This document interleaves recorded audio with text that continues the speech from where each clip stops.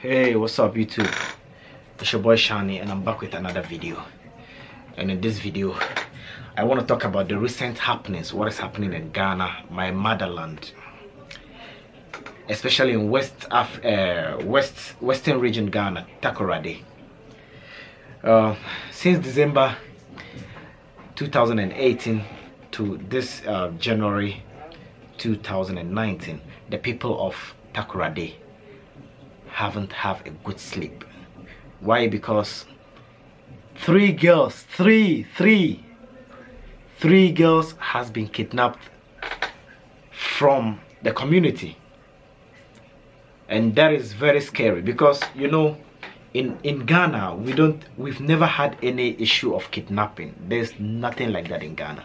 There's a lot of sakawa, that is yahoo. There's a lot of other things, corruption, light out, dumso, but for kidnapping, that is something we have never, I've never come across anything like that in the news. And this is very scary because you can imagine. I don't know what to say, but all I'm trying to say is my brothers from Nigeria who are living in Ghana, please, it's good that I know that you people, you have a community where you have leaders, you have big people that will talk, and then you will understand. If you people will come out and then let the young ones come into Ghana know that it is not okay to kidnap somebody's child in Ghana, that would be very good. Because if we Ghanaians are going to say or talk about it, we know how Nigerians always say, they are jealous of us, we are making it, and then they are jealous. Nobody is jealous of you. You cannot come to somebody's country and then kidnap their kids. Because you know what is very funny? All the three girls that have been kidnapped, all three has been linked to one Francis, who is a Nigerian living in Takoradi. And you know how they got it? Before you say I said it, when the police arrested him because he was a suspect, they checked through his phone and he really contacted all these three girls. All these three girls from social media. He did contact them, promising them job and all these phones and other things. And when he kidnapped them and then got arrested, the police, he confessed to the police that he actually did it. And then he took them to one place. The girls were not found. However, they found one of the girls' dress and the slippers or the sandals the girl was wearing. Where is the girl? The Western Regional Police Command is handling perhaps the highest profile criminal investigation in its history. The three cases, which together have come to be known as the Takoradi kidnappings. So let me tell you the story so far. The first to be taken was Priscilla Bintum, a 21-year-old student described by her family as calm, quiet, and a devout Christian. It was over 24 hours after her disappearance that her father reported it to the police. This is because for the longest time the family thought Priscilla was at choir practice. 4 months later, on the 4th of December, the second victim was taken, Ruth Quayson. Ruth is 18 years old. She took a cab ride from her home in Diabene to the BU junction and was never seen again. The third victim was Priscilla Mantibia Crunchy. Priscilla left home while her father was away, telling her younger siblings that she was taking a walk to Nkrofo nearby. She never came back from that walk. Now, the police have had a suspect in their custody since December. Now, I say in their custody, of course, that is minus the short period of time when he escaped from police custody and was captured again just a few meters away from his house. His name is Samuel Udoterg Wilson, a Nigerian national. Now, apart from a couple of wild goose chases that he has led the police on, Mr. Wilson has given them literally no actionable intel. He refuses to cooperate with the police. Why? We want the kidnapper. We want our sister back. That's all. Because they can't tell us that the kidnapper was jailed police posted him and he was able to escape. Why? Why? So we want answers. They have to explain to us why the kidnapper was able to escape from that cell. But we are told he has been arrested. That one we don't know. So where are our girls? He has been arrested. Where are our girls? We can't find them. We want our girls. That's why we are doing whether he has been arrested or whatever. When they arrested him first, he confirmed that he escaped. So why is it that they didn't force him to go and bring the girls? They didn't do anything. He escaped and they've arrested him. What give us the assurance that we will get our girls? That is what we want. Only our girls. He has been arrested or whatever. We don't say we want our girls. That is what we want. It's not just sitting at their office giving us assurance. They should come to the community. They should educate us. They should team up with NCC. Tell us the mode of operation. The people, how do they operate? How are they kidnapping the guests?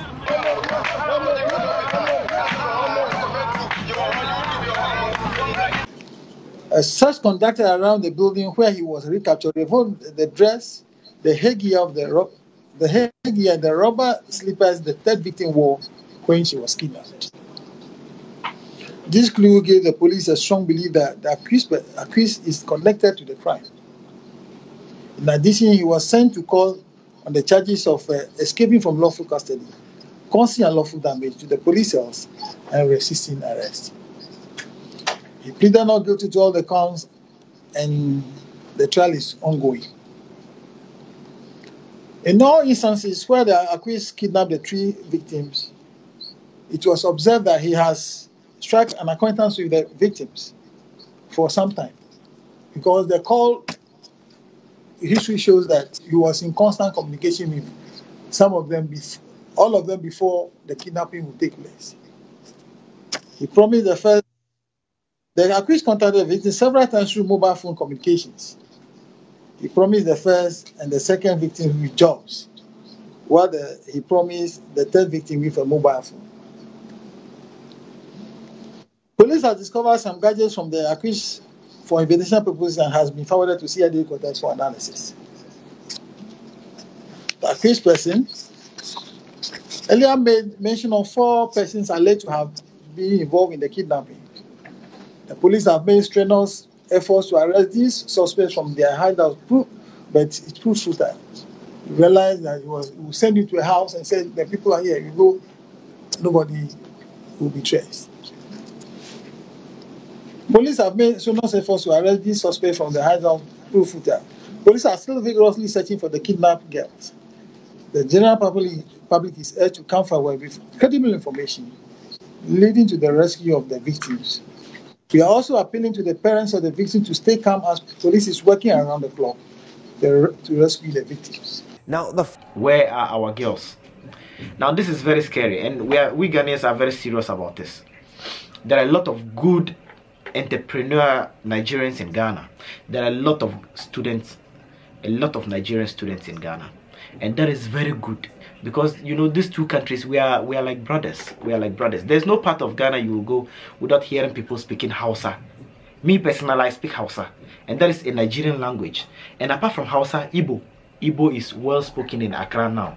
If you go to Circle, if you go to Kasua, wherever, you will find people speaking Igbo. You understand? So we are like brothers. We are like brothers. These two countries, there's too much love between us. Please, Nigerians, please tell the guys, whoever, don't come to Ghana. You are, as a good guy from Nigeria, you come to Ghana, you rent an apartment, and then you bring bad guys who don't have anything to do in Ghana. They just hear the name Ghana. Okay, me too, I will come. Then they'll come and join you, 9, 10 people in one room. Then you, the good guy, if the day break, you go to your work or you go to school. What about the bad ones? They have nothing to do. What are they doing? You should be very worried about the kind of friends you keep. You understand? I know a lot of good Nigerians, but there are a lot of bad people also surrounding them. You know, because he's from Nigeria and I'm from Nigeria, or we are from the same state, so therefore he should come and stay with me. It doesn't happen that way. You end up giving yourself problem, because trust me, this thing is boiling to the extent we, the people of Ghana, will not take it. Because imagine, 3 girls have been kidnapped. 3 girls have been kidnapped, and it's done by a Nigerian. What is going through the minds of people right now? maybe if we start to make demonstrations, they'll say you are anti-Nigerians, you are this, but they will not talk about what the Nigerian the guys are actually doing to the Ghanaians. You cannot come to my country. We Ghanaians cannot go to Nigeria and do that. It's not possible. You go to Nigeria and kidnap Nigerian. Only in Ghana you will hear all this. So please, I love Nigerians. Me personally, I love her. I wish you know who I am. I grew up with Nigerians. I have bosses that I worked with, Nigerians, and all of these people, they were good people to me. So I cannot sit down and say what is happening, it must therefore be all Nigerians. It's not all Nigerians. I'm not tying this video to all Nigerians, but the good ones coming to Nigeria, the students, the business people, please know who you keep around you. Know who you keep around you. We Ghanaians, we don't want to say, then you say, they are discriminating against us. But there are a lot of, now there are Ghanaians, especially if you go to Circle, if you are a Nigerian and you go to Circle, you know what I mean. There are so many Nigerians, there are so many of them that it's like that place is now Nigeria. All the shops are now for Nigeria. It's not a bad thing. It's not a bad thing. But the things that is going on in Circle, we all know what goes on in Circle. I'm not going to be talking about it, but we all know. So if you see this video, please share, and then our people will get to know what is going on in Ghana. We don't want to be the bad ones. We Ghanaians, we don't want to be bad guys. We want to be the good ones. So cheers.